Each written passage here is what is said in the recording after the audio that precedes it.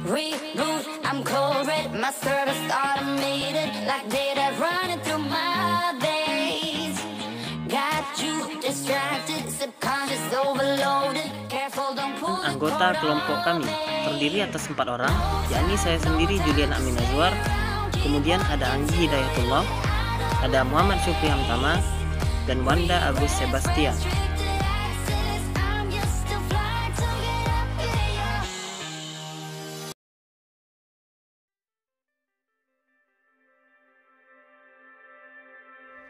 Kita masuk pada bagian yang pertama, mengenai pengertian kepemimpinan pendidikan. Apabila kita lihat secara etimologi atau dari asal katanya, menurut Pamuji mengatakan bahwa pimpin yang berarti bimbing atau tuntun merupakan kata dasar daripada kepemimpinan. Kemudian, melalui kata inilah lahir kata kerja memimpin, yang merupakan arti dari kata membimbing atau menuntun.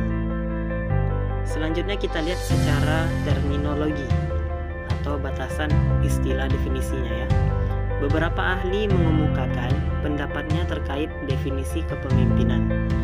Di antaranya seperti Kreiter dan Kiniki yang dikutip Bukhari mengatakan bahwa kepemimpinan adalah upaya mempengaruhi anggota untuk mencapai tujuan organisasi secara sukarela.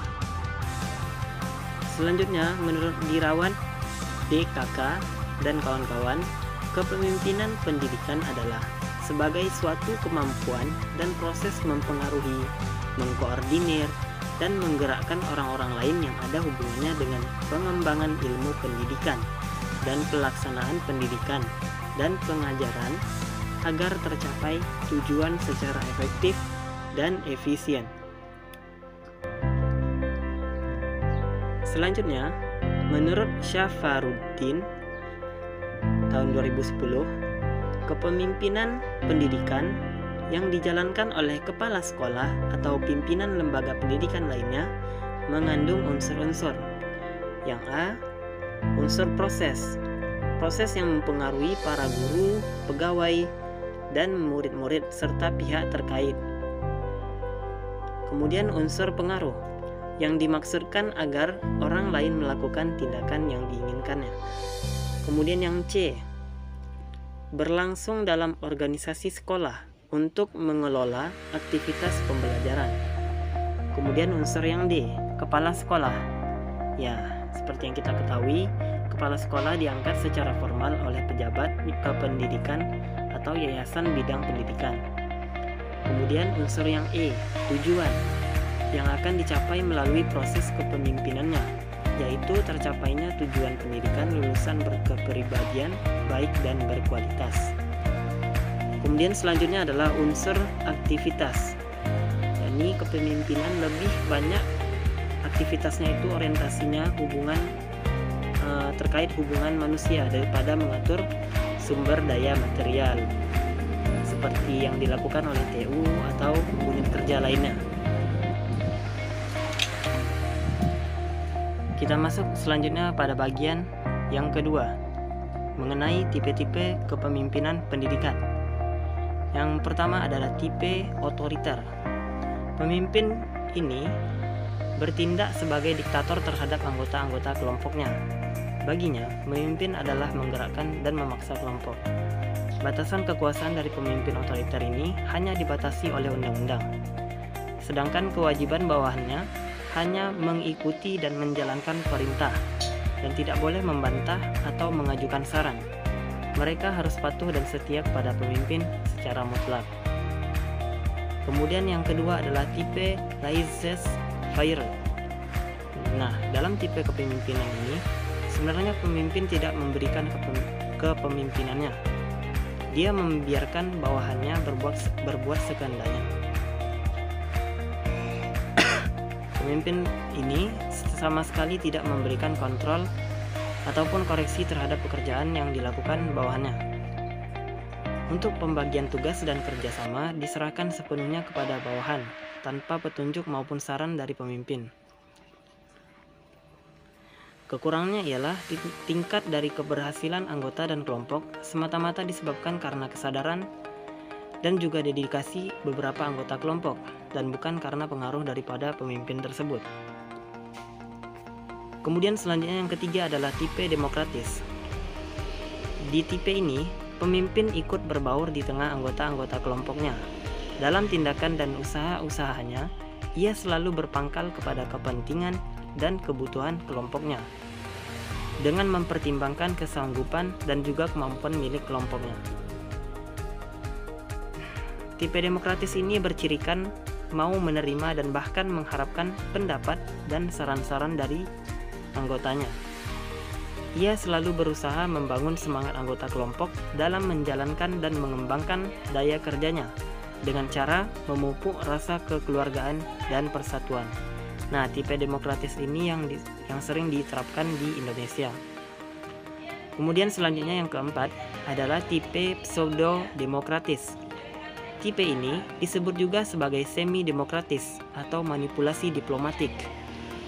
Pemimpin yang bertipe pseudo-demokratis hanya tampaknya saja bersikap demokratis di depan bawahannya, padahal sebenarnya ia bersikap autokratis, otoriter.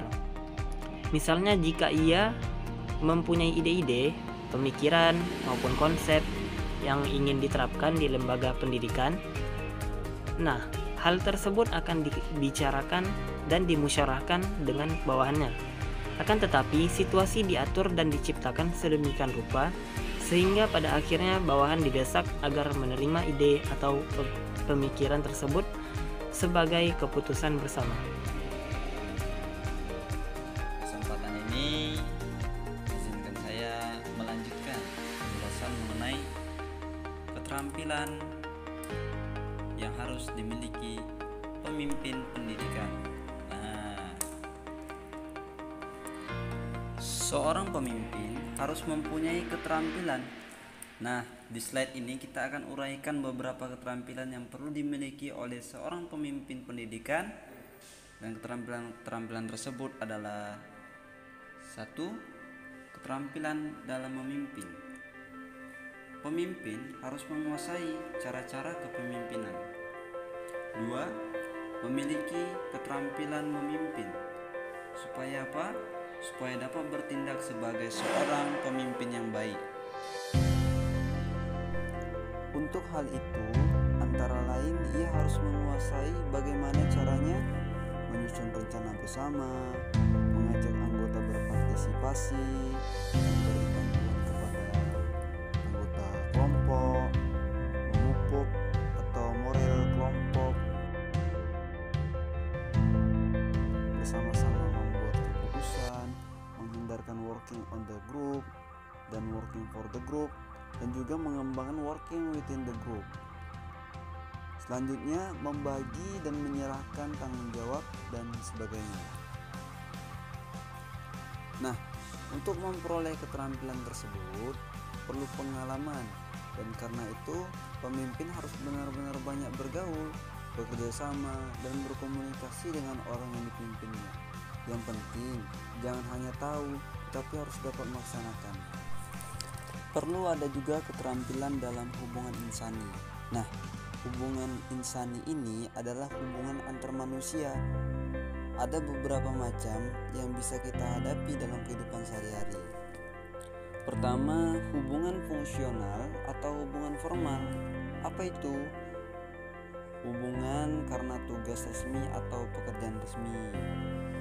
Dan yang kedua, hubungan pribadi atau hubungan informal atau hubungan personel, yaitu hubungan yang tidak didasarkan atas tugas resmi atau pekerjaan, tetapi lebih bersifat kekeluargaan. Yang menjadi inti dalam hubungan ini, apakah itu hubungan fungsional atau hubungan personal, seperti saling menghargai bawahan, menghargai atasan, dan sebaliknya atasan pun harus menghargai bawahan. Selanjutnya, ketiga, keterampilan dalam proses kelompok, yaitu bagaimana meningkatkan partisipasi anggota-anggota kelompok setinggi-tingginya, sehingga potensi yang dimiliki para anggota kelompok itu dapat diefektifkan secara maksimal. Inti dari proses kelompok adalah hubungan insani dan tanggung jawab bersama. Pemimpin harus jadi penengah, pendamai, moderator dan bukan jadi hakim. Selanjutnya, keterampilan dalam administrasi personil, yaitu mencangkup segala usaha untuk menggunakan keahlian dan kesanggupan yang dimiliki oleh petugas-petugas secara efektif dan efisien. Selanjutnya, keterampilan dalam menilai, yaitu penilaian atau evaluasi. Ini merupakan suatu usaha untuk mengetahui sampai di mana suatu kegiatan sudah dapat dilaksanakan atau sampai di mana suatu tujuan sudah dicapai. Yang dinilai biasanya yaitu hasil kerja, cara kerja, dan orang yang mengerjakannya. Adapun teknik dan prosedur evaluasi yaitu menentukan tujuan penilaian, menetapkan norma ukuran yang akan dinilai, mengumpulkan data-data yang dapat diolah menurut kriteria yang ditentukan pengolahan data, dan menyimpulkan hasil penilaian. Nah, melalui evaluasi, guru dapat dibantu dalam menilai pekerjaannya sendiri, mengetahui kekurangan dan kelebihannya. Dan itu personil lainnya pun perlu dievaluasi seperti petugas karyawan tata usaha, petugas BK, dan sebagainya untuk mengetahui kemajuan kekurangannya. Selanjutnya, model atau jenis kepemimpinan. Nah, ada beberapa model kepemimpinan yang akan dibahas dalam slide ini dan akan dijelaskan nih pengertian setiap model kepemimpinan. Salah satunya yang pertama itu manajerial. Apa itu manajerial? Jadi untuk kepemimpinan manajerial ini, fokus seorang pemimpin adalah melaksanakan tugas pokok dan fungsinya dengan kompetensinya. Kemudian ada kepemimpinan partisipatif. Nah, yaitu proses pengambilan keputusan secara kelompok, keterlibatan, menimbulkan sikap demokratis, meningkatkan keefektifan tim dan lembaga serta bertanggung jawab. Karena rasa bertanggung jawab ini dapat menimbulkan rasa memiliki. Selanjutnya, kepemimpinan transformation. Model ini lebih sentralistik. Dia lebih mengarahkan, lebih mengontrol sistem. Model ini juga cenderung berbuat sewenang-wenang karena kepemimpinan yang kuat, berani berkorban sebagai pahlawan, karismatik, dan konsisten dengan teman sejawat dalam berbagai nilai dan kepentingan umum. Ada juga kepemimpinan interpersonal. Dia lebih menekankan pada hubungan dengan teman sejawat dan hubungan antar pribadi. Kemudian kepemimpinan transaksional, yaitu hubungan antara pemimpin dengan bawahan berdasarkan kesepakatan nilai atau proses pertukaran, misal transaksi uang. Transaksi diharapkan dapat menguntungkan kedua belah pihak. Selanjutnya, kepemimpinan postmodern, yaitu mengizinkan menggunakan kepemimpinan demokratis. Fokusnya pada visi yang dikembangkan oleh pemimpin. Pemimpin penuh perhatian pada budaya dan lambang-lambang makna yang dibentuk oleh individu atau kelompok. Dia berfokus pada interpretasi individu. Selanjutnya, kepemimpinan kontingensi. Dia berfokus pada situasi dan mengevaluasi bagaimana menyesuaikan perilaku dengan lingkungan. Ada juga kepemimpinan moral. Dia berfokus pada nilai, kepercayaan, dan etika. Berdasarkan pada rasional normatif, rasional berdasarkan pertimbangan benar dan salah. Dan terakhir yaitu kepemimpinan pembelajaran, yaitu fokus pada bagaimana meningkatkan proses dan hasilnya. Saya akan menjelaskan tentang pengertian supervisi pendidikan. Supervisi adalah aktivitas dan kegiatan pembinaan yang dilakukan oleh seorang profesional untuk membantu guru dan tenaga kependidikan lainnya dalam memperbaiki bahan, metode, dan evaluasi pengajaran dengan melakukan stimulasi, koordinasi, dan bimbingan secara kontinu agar guru menjadi lebih profesional dalam meningkatkan pencapaian tujuan sekolah. Adapun menurut para ahli, yang pertama itu dari Ross tahun 1990. Menurut Ross, supervisi adalah pelayanan kepada guru-guru yang bertujuan menghasilkan perbaikan pengajaran, pelajaran, dan kurikulum. Menurut Purwanto tahun 1987, menurut beliau itu supervisi adalah suatu aktivitas pembinaan yang direncanakan untuk membantu para guru dan pegawai sekolah dalam melakukan pekerjaan secara efektif. Sedangkan menurut Mulyasa, yaitu supervisi adalah segala usaha pejabat sekolah dalam memimpin guru-guru dan tenaga pendidikan lainnya untuk memperbaiki pengajaran, termasuk menstimulasi, menyeleksi pertumbuhan dan perkembangan jabatan guru. Namun menyeleksi dan merevisi tujuan pendidikan sekalian, bahkan bahan ajaran dan metode mengajar secara evaluasi pengajaran. Adapun prinsip-prinsip pendidikan, yaitu yang pertama, supervisi hendaknya direalistis, didasarkan pada keadaan dan kenyataan sebenarnya. Namun yang kedua, kegiatan supervisi hendaknya terlaksana dengan sederhana. Dan yang ketiga, dalam pelaksanaan supervisi hendaknya terjalin hubungan profesional, bahkan didasarkan atas hubungan pribadi. Dan keempat, supervisi hendaknya didasarkan pada kemampuan, kesanggupan, kondisi dan sikap pihak yang disupervisikan. Adapun menurut para ahli, yaitu dari Suhartina tahun 2000. Yang pertama itu supervisi ilmiah. Prinsip ilmiah mencakup 3 unsur, yaitu yang pertama sistematika, yaitu yang dilandaskan secara teratur, berencana dan kontinu. Sedangkan yang kedua itu objektif, data yang dapat pada observasi yang nyata, bukan tersiaran pribadi. Dan yang terakhir menggunakan alat, yaitu instrumen yang dapat memberi informasi sebagai umpan balik untuk mengadakan penilaian terhadap proses belajar mengajar. Dan yang kedua itu prinsip demokratis, yaitu menjunjung tinggi asas musyawarah, memiliki jiwa kekeluargaan yang kuat serta sanggup menerima pendapat orang lain. Dan yang ketiga prinsip kooperatif, meliputi seluruh staf dapat bekerja sama, mengembangkan usaha bersama dalam menciptakan situasi belajar mengajar secara lebih baik. Dan yang keempat atau yang terakhir yaitu prinsip konstruktif atau kreatif, meliputi membina inisiatif guru serta mendorongnya untuk aktif menciptakan suasana di mana setiap orang merasa aman dan dapat menggunakan potensi-potensinya masing-masing. Baik, saya akan membahas tentang tujuan dan peranan supervisi pendidikan. Tujuan utama supervisi pendidikan adalah perbaikan dan pengembangan proses belajar mengajar secara total.